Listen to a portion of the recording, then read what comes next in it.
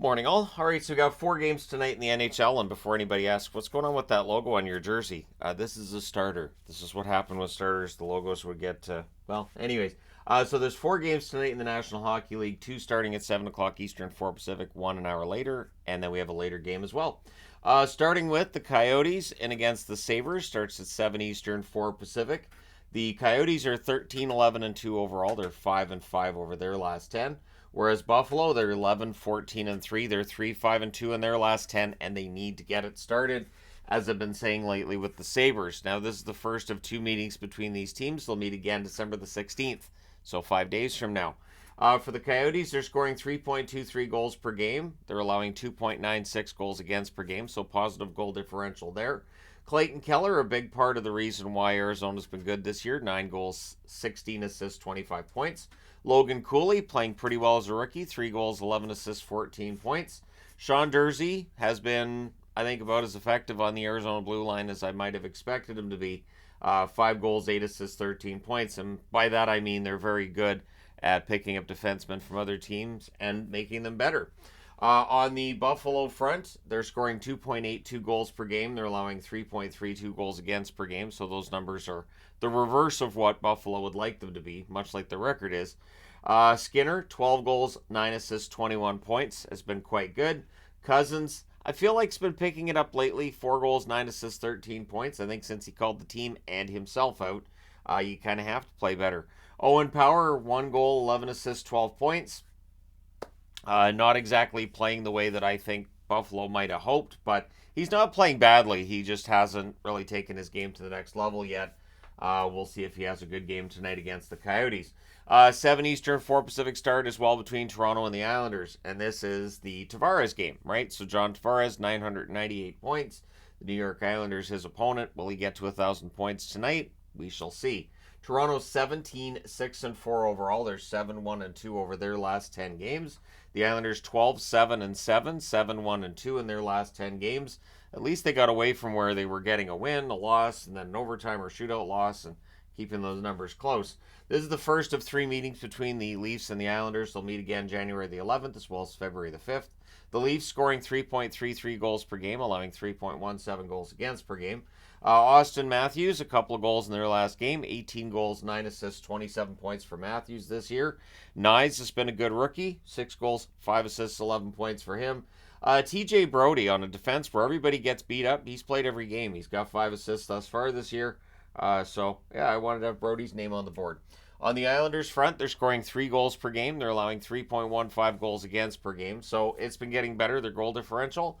Barzal, 9 goals, 19 assists, 28 points for Barzal. Strong year for Barzal so far. Holmstrom's been a solid player for them this year, too. The goal scoring's there, 7 goals, 3 assists, 10 points for him. Romanov, another blue line that gets beat up, and I want to talk about Romanov a bit. 1 goal, 4 assists, 5 points for him. I think he's been good for the Islanders. I'm still, on some level, surprised that Montreal didn't just hold on to him, but at any rate, yeah, I think he's been good for the Islanders. And then at 8 Eastern, 5 Pacific, Detroit in against Dallas. I don't normally wear Dallas jersey, but they've been struggling lately, so I figure I can't jinx them. So these teams will meet again on January the 23rd in Detroit, but tonight's game is in Dallas. Detroit is 14, 8, and 4 overall. They're 6, 3, and 1 in their last 10. Dallas 15, 8, and 3 overall, and 4, 4, and 2 in their last 10. So Dallas definitely having their share of struggles recently. On the scoring side of things, Detroit scoring 3.73 goals per game. They've allowed 3.15 goals against per game. JT Compher, 6 goals, 13 assists, 19 points. I think he's been really solid for them. Veleno, 6 goals, 3 assists, 9 points, providing some goals from a depth position. And Gostisbehere on the blue line has been fantastic. 5 goals, 14 assists, 19 points.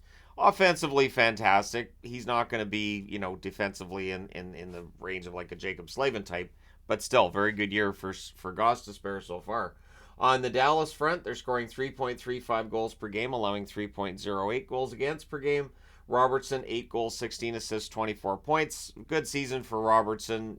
Yeah, they're still waiting on more goals, but they've started to come now. Johnston, 9 goals, 9 assists, 18 points. We know what he provides, and his offense, I think, is just going to keep getting better. Heiskanen, a goal and 15 assists on the blue line. Miro probably looking for a couple more goals, but the 16 points, pretty solid production.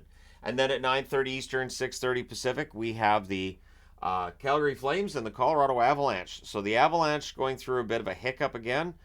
For the Flames, they're going to have to go on a bit of a winning streak here. The Flames are 11, 13, and 3 overall. They're 5-5 in their last 10. Probably glad to be on the road with how the homestand ended. On the Colorado front, they're 16, 9, and 2 overall. They're 5, 3, and 2 in their last 10. So not a fantastic record over the last 10 for Colorado. These teams met November the 25th in Colorado, and the Avs won that game 3-1. The third and final meeting will be March the 12th. And since this game's in Colorado too, we can just assume that the next game will be in Calgary, because it will be. You don't have 3 games in one city and none in the other.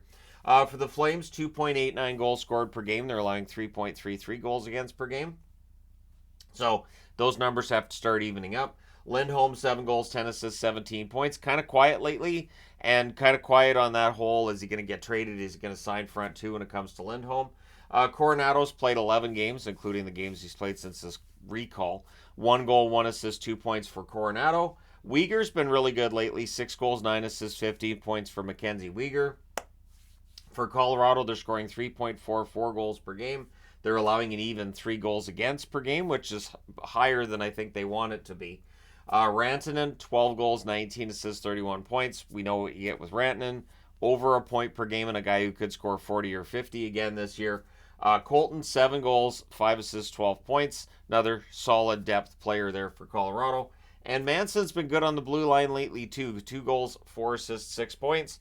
I say that because I know I've been writing his name when I've been watching their games, so I'll probably be writing it again tonight.